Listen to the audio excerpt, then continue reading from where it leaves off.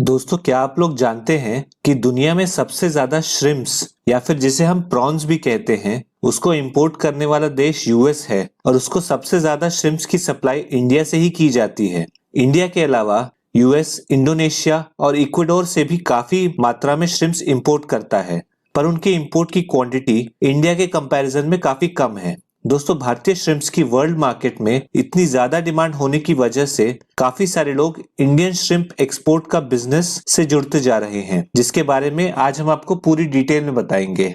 दोस्तों, भारत में श्रिम्प या प्रॉन एक्सपोर्ट बिजनेस की बात करें तो जैसा कि मैंने आपको पहले भी बताया है कि भारत यूएस को करीब 2.7 लाख टन श्रिम्प एक्सपोर्ट करता है। पहले इस बिजनेस में साउथ ईस्ट एशिया की बाकी कंट्रीज जैसे कि इंडोनेशिया, थाईलैंड एवं वियतनाम का बोलबाला था, परंतु भारत में इंडोनेशिया को पीछे छोड़कर इस पायदान में अपनी पहली जगह बना ली है।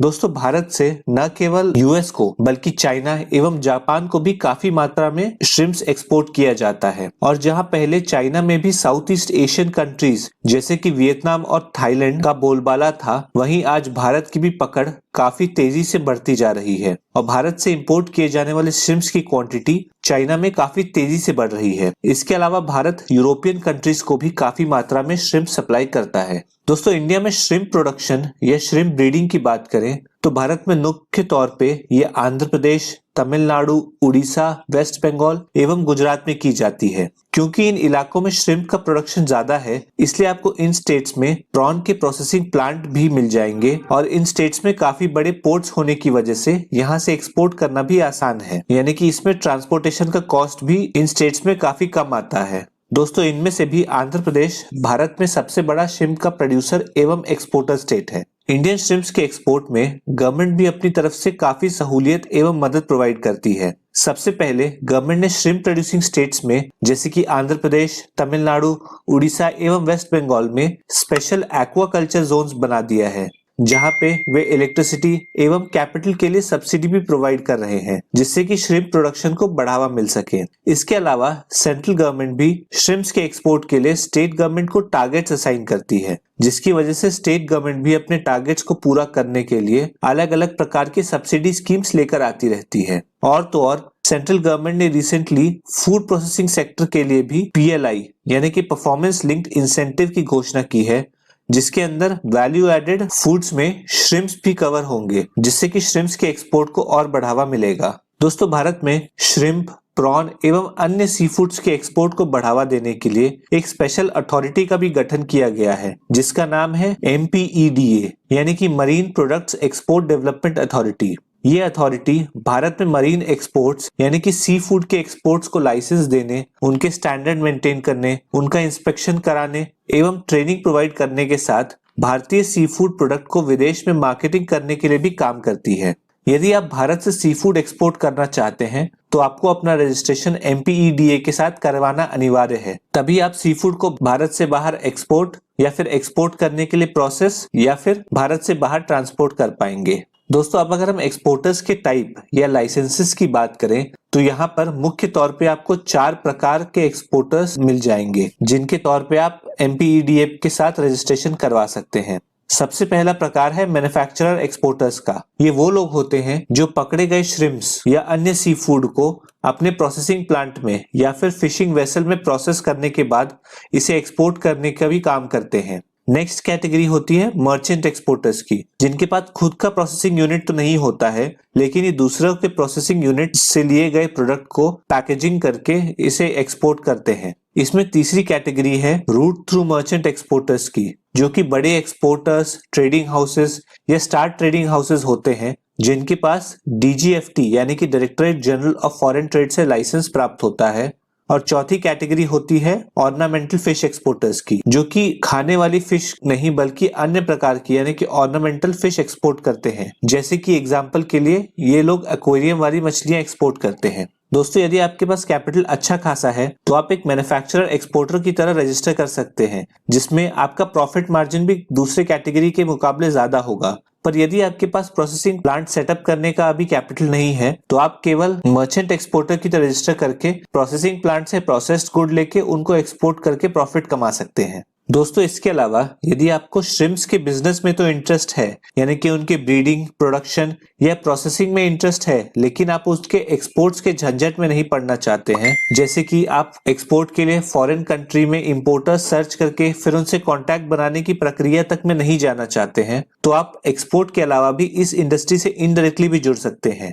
आप यहाँ पर प्रोसेसिंग प्लांट खोलकर श्रिम्प्स की प्रोसेसिंग एवं पैकिंग करके एक्सपोर्टर्स को सप्लाई कर सकते हैं। इसके अलावा आप MPEDA से लाइसेंस लेकर प्री प्रोसेसिंग प्लांट यानी कि केवल पीलिंग वाला काम करके भी इसे प्रोसेसिंग प्लांट या पैकेजिंग प्लांट को सप्लाई कर सकते हैं। फिर नेक्स्ट आप यहाँ पे केवल स्टोर करने के लिए स्टोरेज प्रीमाइसेस ओपन कर सकते हैं, या तो आप श्रिम्प्स के ट्रांसपोर्टेशन के लिए रेफ्रिजरेटेड स्पेशलाइज्ड व्हीकल्स का बिजनेस कर सकते हैं, जिससे आप फिश को या श्रिम्प्स को लंबे समय तक फ्रेश रख के उसका ट्रांसपोर्टेशन कर सकते हैं। इसके अलावा आप फ्रोजन फिश या फिर लाइव फिश के लिए भी स्टोरेज यूनिट्स अलग से बना के उनको रखने की व्यवस्था कर सकते हैं। दोस्तों भारत से ड्राइड या सॉल्टेड मरीन प्रोडक्ट्स का भी एक्सपोर्ट काफी किया जाता है, तो आप इन ड्राइड या सॉल्टेड मरीन प्रोडक्ट्स के लिए भी प्रोसेसिंग या पैकेजिंग प्लांट्स खोल के भी इस इंडस्ट्री से जुड़ सकते हैं। तो दोस्तों है कि नहीं ये कमाल का बिजनेस, जहां पर एक प्रोडक्ट से आपके पास काफी सारे अर्निंग के एवेन्यूज खुल जाते हैं। दोस्तों अब अगर भारत से एक्सपोर्ट होने वाले श्रिम्प के वैरायटीज की बात करें तो भारत से मुख्य तौर पर 2 श्रिम्प की वैरायटी एक्सपोर्ट की जाती है। सबसे पहला वैरायटी है वर्णमयी श्रिम्प, जिसे हम कॉमनली व्हाइट लेग श्रिम्प के नाम से भी जानते हैं। दोस्तों ये श्रिम्प की वैरायटी डिजीज रेजिस्टेंट वैरायटी है, जिसमें बीमारियां लगने के चांस काफी कम होते हैं, और इनका ब्रूड स्टॉक यानी कि ब्रीडिंग करने के लिए जो स्टॉक होता है उसे डायरेक्टली यूएस से इंपोर्ट किया जाता है। इसके बाद इन श्रिम्प्स की ब्रीडिंग करा के इनको भारी मात्रा में एक्सपोर्ट किया जाता है।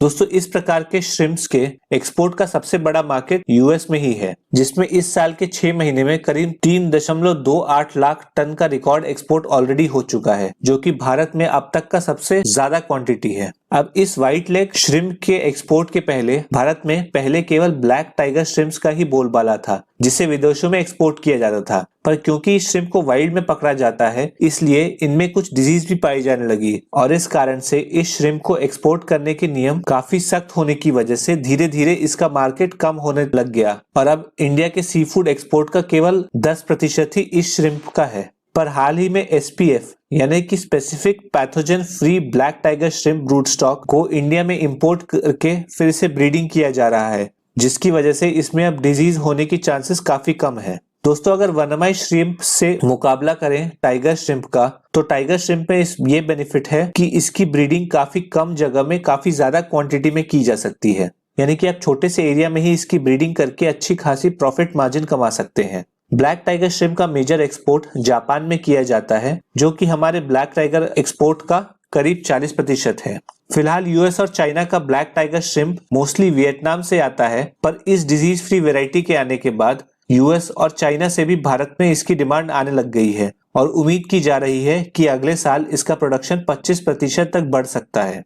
दोस्तों इसके अलावा छोटे श्रिम्प्स का एक्सपोर्ट चाइना में भी काफी किया जाता है। दोस्तों अब अगर हम एक्सपोर्ट का प्रोसेस ब्रीफ में देख लें, तो यदि आप इंडिया से श्रिम्प को एक्सपोर्ट करना चाहते हैं तो सबसे पहले आपको MPEDA के साथ रजिस्टर करना होगा। इसके साथ ही आपको ये भी देखना होगा कि आप जो प्रोडक्ट एक्सपोर्ट करना चाह रहे हैं वो इंपोर्ट की जाने वाली कंट्री की गाइडलाइंस को फॉलो करता है या नहीं। फूड प्रोडक्ट को एक्सपोर्ट करने के लिए सेफ्टी एवं हाइजीन गाइडलाइंस काफी सख्त हैं, इसलिए आपको श्रिम्प के हैंडलिंग, ट्रांसपोर्टेशन एवं प्रोसेसिंग पे विशेष ध्यान देना होगा। क्योंकि भारत में ऑटोमेटिक प्रोसेसिंग प्लांट्स की कमी है और ज्यादातर काम लेबर इंटेंसिव ही है, इसीलिए आपको अपने लेबर के हाइजीन एवं हेल्थ का भी विशेष ध्यान रखना होगा। अब आपका प्रोसेस किया हुआ फूड इंपोर्टिंग कंट्री के गाइडलाइंस को अच्छी तरीके से फॉलो कर लेता है, तो आपको उस कंट्री में एक इंपोर्टर से कांटेक्ट करना होगा, जो कि आपका प्रोडक्ट इंपोर्ट करके उस मार्केट में सप्लाई करेगा। दोस्तों ये स्टेप कंप्लीट होने के बाद आपको अपने प्रोसेस्ड फूड को एक्सपोर्ट करने के लिए एक एक्सपोर्ट परमिट भी लेना होगा। इस परमिट को लेने के लिए आपको इंपोर्ट की हुई कंट्री के हिसाब से सभी हेल्थ एवं क्वालिटी सर्टिफिकेट्स प्रिपेयर करके सबमिट करने होंगे। इस प्रोसेस को कंप्लीट करने के बाद आपके पास एक एक्सपोर्ट परमिट आ जाएगा। ये एक्सपोर्ट परमिट जनरेट होने के बाद आपको कस्टम्स डिपार्टमेंट को अपने एक्सपोर्ट डिक्लेरेशन देना होगा, यानी कि आप क्या क्या गुड्स सेंड करना चाहते हैं, जिसके बाद आपको उनकी तरफ से एक एक्सपोर्ट डिक्लेरेशन नंबर भी दिया जाएगा। यदि आपका डिक्लेयर किया गया गुड्स एक्सपोर्ट करने वाले गुड्स से अलग है तो आपका पैकेज रिजेक्ट कर दिया जाएगा। अंत में आपको अपने ट्रांसपोर्टर से गुड्स को उसके डेस्टिनेशन तक पहुंचाना है। दोस्तों इस प्रोसेस में आपको कहीं भी कोई समस्या आती है या फिर कुछ क्लियर नहीं होता है तो MPEDA आपकी इस स्टेज में मदद करेगा। दोस्तों अब यहाँ डॉक्यूमेंट्स की बात करें तो इसमें लगने वाले सभी डॉक्यूमेंट्स की लिस्ट आपको अभी अपने स्क्रीन पे दिख रही होगी, जैसे कि आपको एक एक्सपोर्टर कोड, फिर आपको DGFT के साथ रजिस्ट्रेशन, MPEDA सर्टिफिकेट लेना होगा एवं उनके साथ भी रजिस्ट्रेशन कराना होगा। उसके अलावा आपको अपने बिजनेस के इनकॉर्पोरेशन का सर्टिफिकेट, बिल ऑफ एक्सपोर्ट जैसे अन्य डॉक्यूमेंट्स भी चाहिए होंगे। आप चाहे तो इस वीडियो को पॉज करके अपनी जानकारी के लिए एक स्क्रीनशॉट लेके रख सकते हैं। दोस्तों भारत में श्रिम्प या अन्य सी फूड प्रोडक्ट्स का एक्सपोर्ट बिजनेस काफी प्रॉफिटेबल बिजनेस के रूप में उभर के सामने आ रहा है, जिसकी ग्लोबल मार्केट में काफी तेजी से डिमांड बढ़ रही है और भारत के सी फूड का एक्सपोर्ट भी दिन ब दिन बढ़ता ही जा रहा है। तो आप डायरेक्टली सी फूड एक्सपोर्ट कर सकते हैं या फिर इनके प्रोसेस प्रोडक्ट्स जैसे कि fish oil, fish extract, beauty products जैसे और अन्य चीजें भी एक्सपोर्ट करके काफी अच्छी खासी इनकम कर सकते हैं। तो दोस्तों ये थी पूरी जानकारी श्रिम्प एवं सी फूड एक्सपोर्ट बिजनेस के बारे में। यदि आपको हमारी ये वीडियो पसंद आई हो तो इसे लाइक कर दें और अपने दोस्तों के साथ शेयर करें।